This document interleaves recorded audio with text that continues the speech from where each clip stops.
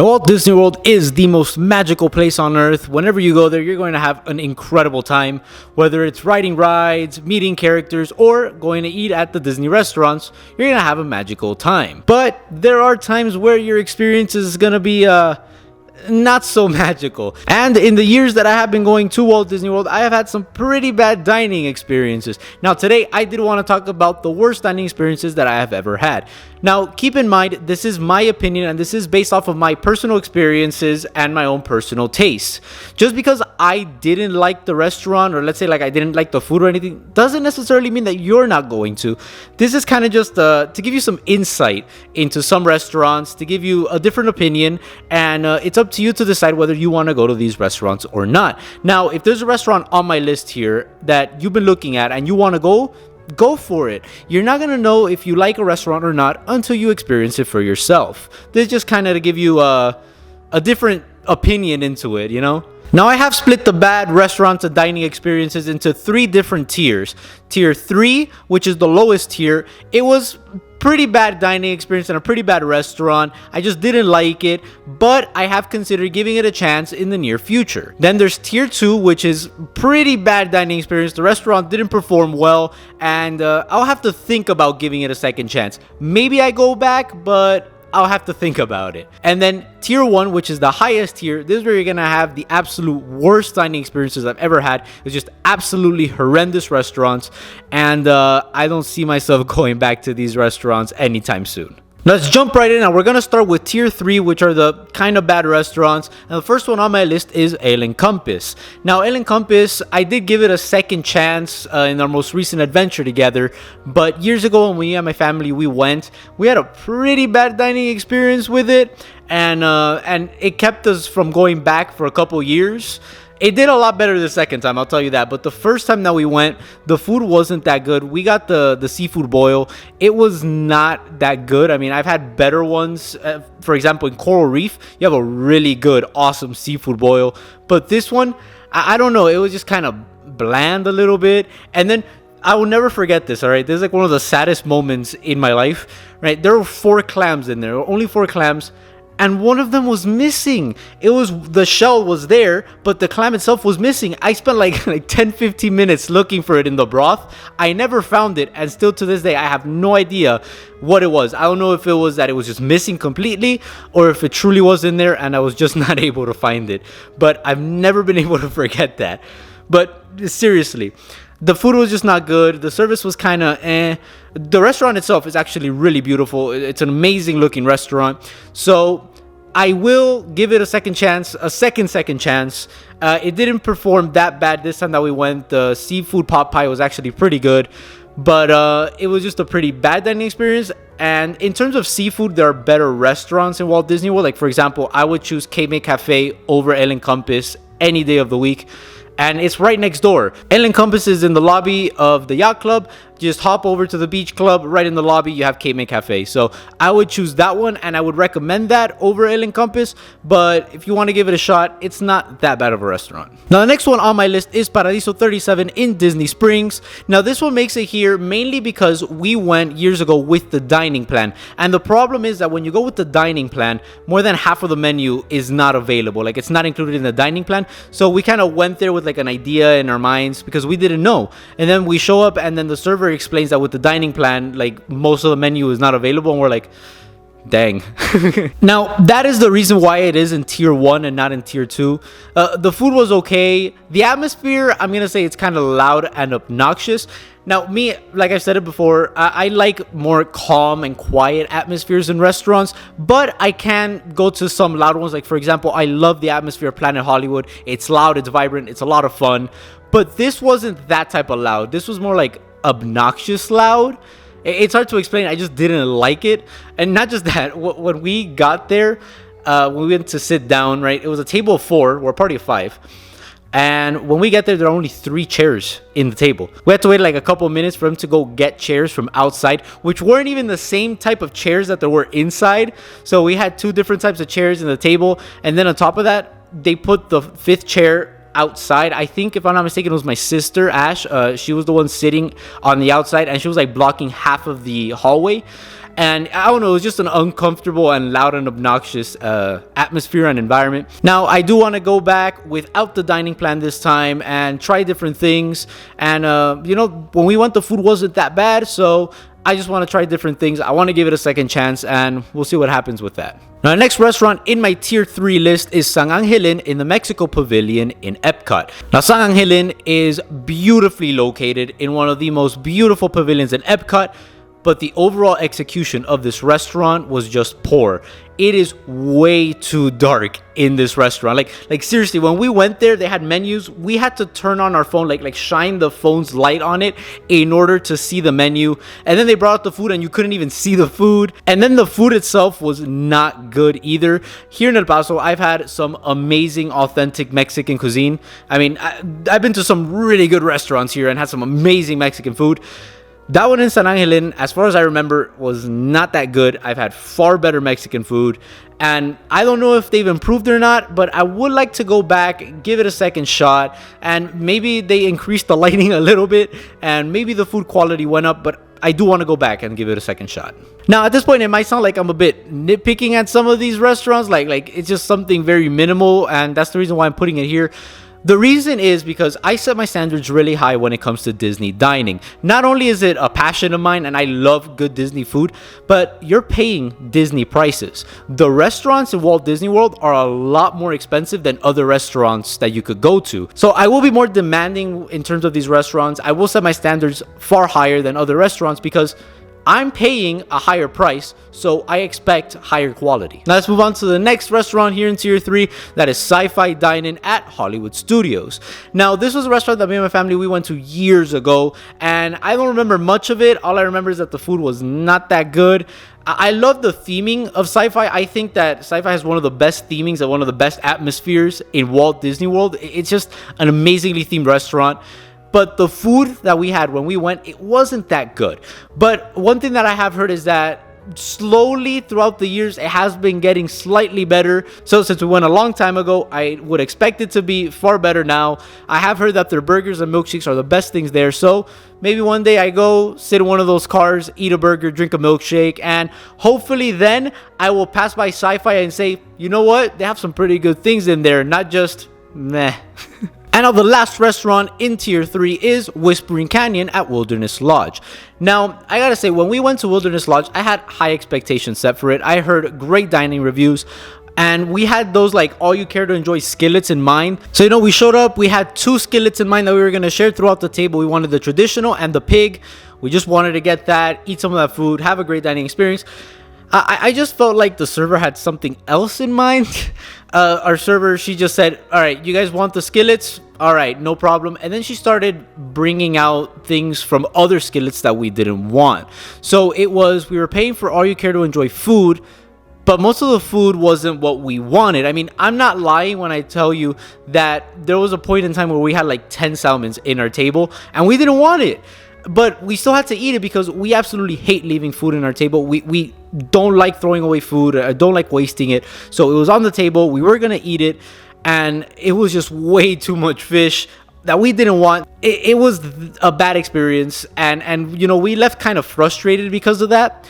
But I do want to go back to Whispering Canyon, order the food that I want. And I feel like at that time I'll have a better dining experience. We were able to get some of the food that we did want, and what we tried, it was actually pretty good.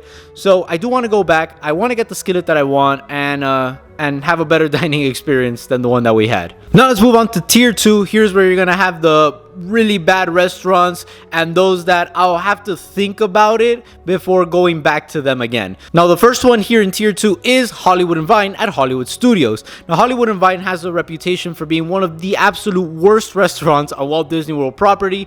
I have heard a lot of bad dining experiences. Pete Werner from the DIS Unplugged, I completely trust that guy when it comes to food, and he calls it Hollywood and slime because of how bad it is. Like, it's that bad. And when me and my family went years ago, we could see why. The food at Hollywood and Vine is, let's just say, it's not the best. That's like the nicest thing that I could say. It was actually pretty bad, and since then we have not gone back. Now the reason it's in tier 2 and not tier 1 is because right now it is a little bit different than how it was before. Now, before it was a buffet, but because of the coronavirus pandemic, they did change it to a prefix menu, and they have different food items, and I've actually heard that it's not that bad. So that has gotten me thinking, you know what? Maybe I give it a shot. It's not that bad. It's now a prefix menu, and it's also character dining location, which at this point, it's kind of rare to find a character dining location in Walt Disney World. There are very limited ones. And you know what? With all of this, maybe I give it a shot soon. We'll see what happens. I still have to think about it because it was not good the first time we went. Now, the next one is Kona Cafe at the Polynesian Resort. And I gotta say, I had high expectations for Kona Cafe as well. But that pork belly noodle bowl was not good. It was actually kind of bad. It was bland. It was kind of flavorless. The only good thing that there was in that noodle bowl was the pork belly, but it just got overpowered by the overall blandness of everything else. It was just not good, and I still have that like fresh in my memory, and I would never order that again. And I highly recommend not ordering that. I don't know what it was. Maybe it was just like an off day, but that one was just bad. Now, I would consider going back to it because the rainbow poke bowl that I had as my appetizer, that was actually really good. The fish there was very fresh, very flavorful. Not the best fish that you're gonna find. If you cross Seven Seas Lagoon and go to the Contemporary Resort, there you're gonna find some of the best fish ever. Trust me, that sashimi that you could find in California Grill, that's one of the best things that you'll ever eat in your life. But this poke bowl in Kona Cafe was actually pretty good. And there are other things that sound appetizing in the menu, so maybe I go back, give something else a shot. I'm just never touching that noodle bowl ever again. Now, next restaurant in my list, it kind of is a big surprise to me because I actually liked this restaurant the first time that we went, but it is a combination of those last two experiences that I had. It's Tutto Italia in the Italy Pavilion at Epcot. Now, the reason why Tutto Italia makes it here is because of its service. The service that you find in Tutto Italia is not good. I don't know. It just kind of, it sometimes feels like the servers don't care that much, and it also feels like they're kind of rushing you. It's just a weird feeling when it comes to the service. It's weird. Now, in terms of the food, when we first went, I absolutely loved the food, but this last time that we went, in our most recent adventure together, the food quality did drop, and on top of that, we got worse service than the first time that we went. So just combining all of that, I don't like the trend that Tutto Italia is taking, so I would drastically have to reconsider going back to Tutto Italia, especially with Via Napoli right next to it. Like, instead of going to Tutto Italia and getting that bad service with declining food quality, I could have one of the best pizzas I've ever had in my life. And the last one in tier 2 is Yaxman Steakhouse at the Yacht Club. Yes, both table service restaurants at the Yacht Club do make it into my list of worst experiences and worst restaurants because I just had bad experiences in both of them, and Yaxman Steakhouse was a pretty bad dining experience. If you would have asked me like a year ago, it would be in tier 1. Now, the problem with Yaxman Steakhouse was the fact that it was just me, my mom, my dad, and my brother. Ash didn't come with us, so we were 4, and we decided to get 2 tomahawks for 2. So that way we could get 2 big steaks that we could share amongst all of us, and a lot of sides. That way we had a lot of food. It's $135. It's a very expensive entree. The steak wasn't good. That tomahawk steak was not good. It was cold. It was a bit flavorless. It wasn't as tender as it should be. It just wasn't prepared well. And that's concerning because this is a signature dining steakhouse. So I would expect that the steaks be out of this world, mind-blowingly good. But not this one. And then the sides that come with it, those beef fat potatoes were not good at all. They were actually pretty bad. So you have all of this. You paid $135 at a signature steakhouse for the steak to be bad. Yeah, let's just say that wasn't a good dining experience. But I would consider going back, not ordering that tomahawk again, ordering something else. Because when we went, the appetizers were actually really good. That charcuterie board is one of the best charcuterie boards you're going to find in Walt Disney World property. Mainly because that duck bacon, man. That duck bacon is out of this world amazing. And then I ordered a lobster bisque, and that is potentially the best lobster bisque I ever had in my life. Then the dessert reminded me of the Ohana bread pudding, which is my all-time favorite dessert in Walt Disney World. So it had some good things going for it. It was just the steak, and the steak in a steakhouse is the most important thing. Maybe I go back, maybe I order a different steak, but I'll have to think about it.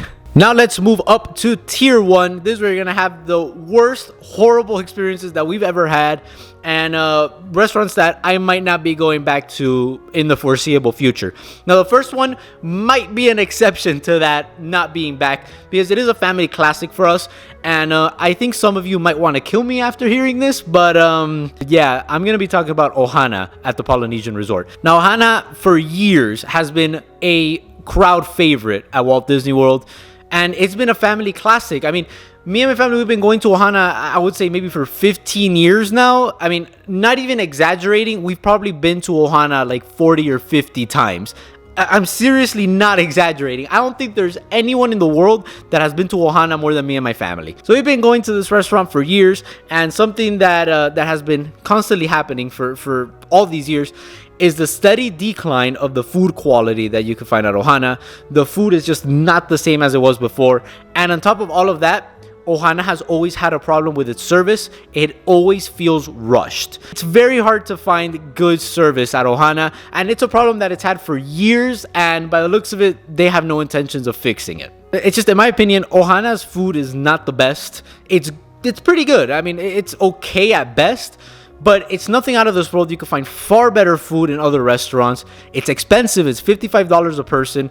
And then you go, you get that okay food, you get bad service, and you pay $55 a person. And me, I've had some pretty bad dining experiences. It's just been like a collection of bad dining experiences that we've gone. Service has always been a problem. Always. But one occasion has always like stood out to me. It was years ago, right? Our server, like, we sit down, they bring us our appetizers. We're not even done with our appetizers, and then our server comes.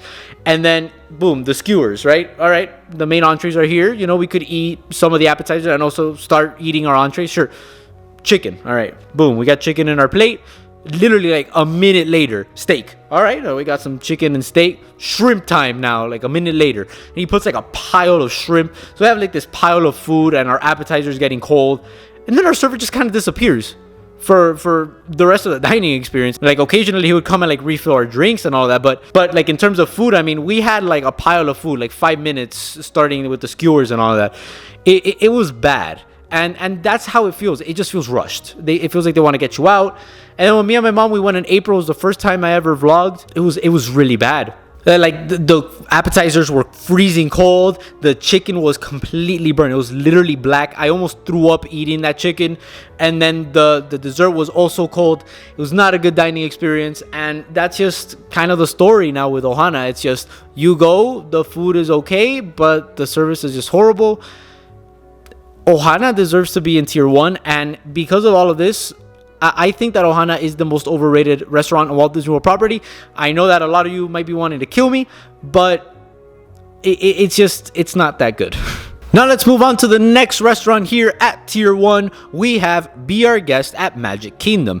Now, Be Our Guest was a restaurant I wasn't expecting much from it. I have heard a lot of mixed reviews, and I heard that the food was okay, but what we experienced was just absolutely horrendous. Let me go ahead and break down how bad the food was at Be Our Guest, right?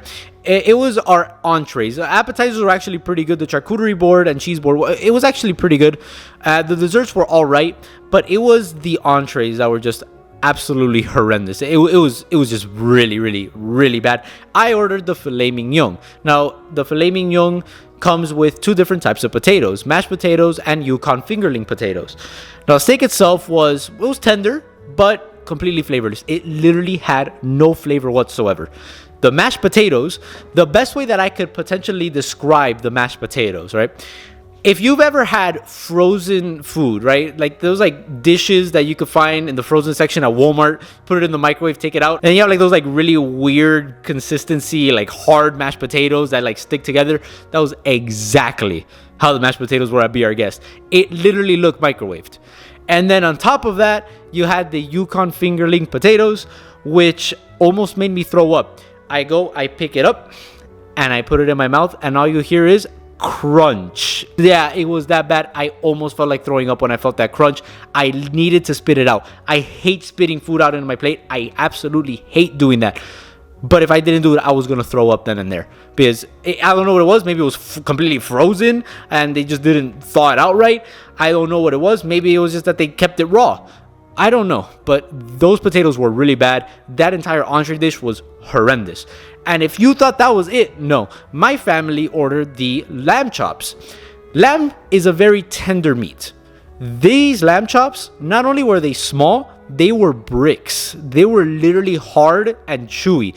It brings 3 lamb chops. My dad couldn't eat one because he couldn't even cut into it. And then the worst part about all of this is that Be Our Guest is expensive. It is $62 a person. So you're paying $62 a person, which I could eat amazing food at California Grill for around the same price. So you give me this really bad food for that expensive. Of course, I don't see myself going back there. The only way that I see myself going back to Be Our Guest in the next upcoming years is if they bring back quick service lunch and breakfast, because I absolutely loved the lunch quick service that they had.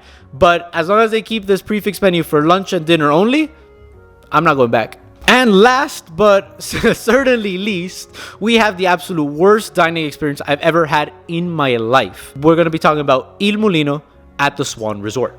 Now, this was a restaurant that I had insanely high hopes for because I heard amazing things about it. But we had such a horrendous dining experience. I don't think there has ever been a time where me and my family actually considered walking out of a restaurant mid-dining experience until we went to Il Molino. Let me break down this dining experience for you, right? We show up and our server comes, takes our order, brings us bread. All right. We're starting off good. The bread was actually pretty good. And then they bring out our appetizers. It took a little bit of time. Yeah, that's not that bad. Then we eat our appetizers. Our appetizers are actually pretty good. Finish our appetizers. I made a clip talking about the appetizers, right? The food was pretty good. Let's wait for our entrees, see how that performs. 10 minutes later. All right, I don't know what's going on with our food. Maybe it's just that they're making some things from scratch or things like that. I don't know. We gave them the benefit of the doubt. Server never came by. We keep on waiting and waiting and waiting. Another 10 minutes pass by. We've been waiting for 20 minutes. Nothing. Our food doesn't show up. We're like, oh, that's weird. Where's our food? But more importantly, where's our server? Our server just seemed to disappear from the face of the earth. We still had like half of our appetizer plates in the table. Our water glasses were empty. We had nothing, but we hadn't seen him. But I don't know what's going on. Maybe there's something going on in the kitchen. All right, I guess, because I don't know. And we kept on waiting and waiting and waiting. Another 10 minutes passed by. We've been waiting for 30 minutes. We've seen nothing of our server. Literally hasn't passed by our table a single time. Like literally, they didn't come to check if we needed anything. They didn't come to explain what was going on. They didn't even come to see if we were alive. I mean, like seriously, nothing. We couldn't even call a manager. We wanted to call a manager, but we couldn't. Our server never came. We literally, at this point, started highly considering walking out of the restaurant. Because, I mean, it was insane. We've been waiting for 30 minutes after we finished our appetizers. It wasn't 30 minutes after appetizers came out. No, it was 30 minutes after we completely finished our appetizers. Our server came, picked up half the plates, and just left. And we're just waiting there, waiting. Another 10 minutes passed. It's been 40 minutes. We are frustrated at this point. We are literally pissed off and frustrated. We're literally in the brink of walking out. And after 40 something minutes of waiting, finally our food comes out. And guys, I'm seriously not exaggerating over how long we waited. It got to a point where I needed to check the timestamps on my videos because I needed to see how long we actually waited. And from when I talked about the appetizers and ranked them all, which was after we finished and after our server picked up half our table, to the clip where I started talking about the food and like I showed our entree, it was like 40 something minutes. I'm not exaggerating. It was bad. And those were 40 something minutes where we were just sitting there with our glasses empty, with nothing, with our server not passing by to explain anything. I mean, if our server or a manager would have come to our table and explained what was going on in the kitchen, we would have been perfectly fine. But no, we waited those 40 something minutes, not knowing what was going on. They finally bring out our entrees, right? They come out and they start serving us our entrees. There was this lady. She looked like a manager. She did. She was dressed differently, and she looked like a manager. It wasn't until my dad asked her, excuse me, are you a manager? That she didn't explain to us what happened or didn't talk to us. And it raises some questions like, would you have told us that you were a manager and would you have explained what happened if we didn't ask you? Like seriously, like the first thing that you should have done was come and explain to us. I mean, you should have come to us like 30 minutes ago to explain what was going on, but you didn't. You waited until the food was ready. You brought out the food, and you didn't even bother explaining what was going on until we asked you what happened. It was just really bad service. And then if that wasn't enough, the food itself, there were some parts that were flaming hot. I mean, I ordered a seafood pasta. The pasta was on fire, but the clams that come with it were cold. And it got me thinking, like at first I didn't think much about it, but then it got me thinking, was the food microwaved? It literally then raised the question, did they actually forget about us and not bring out our food? And then when they realized what happened, they threw it in the microwave, heated it up for a little bit, took it out. It's these questions and just the overall experience that just, it makes it the worst dining experience that I've ever had. I mean, when I have to ask these questions and I don't know the answer to them, it was bad. And I don't know, it was just poorly run, poorly managed, horrible dining experience, and I do not see myself going back to Il Molino ever again. But a lot of people have gone and had amazing experiences, so most likely you won't have the same experience that I had, but me personally, that's still like fresh in my mind, and that's not going to go away for a long time. Well, there you have my list of worst experiences and worst restaurants at Walt Disney World. It's all about personal experience, and it's all about personal taste. Some of the food that I had that I didn't like, maybe you liked it. In terms of the experience, maybe you have a better experience than I do.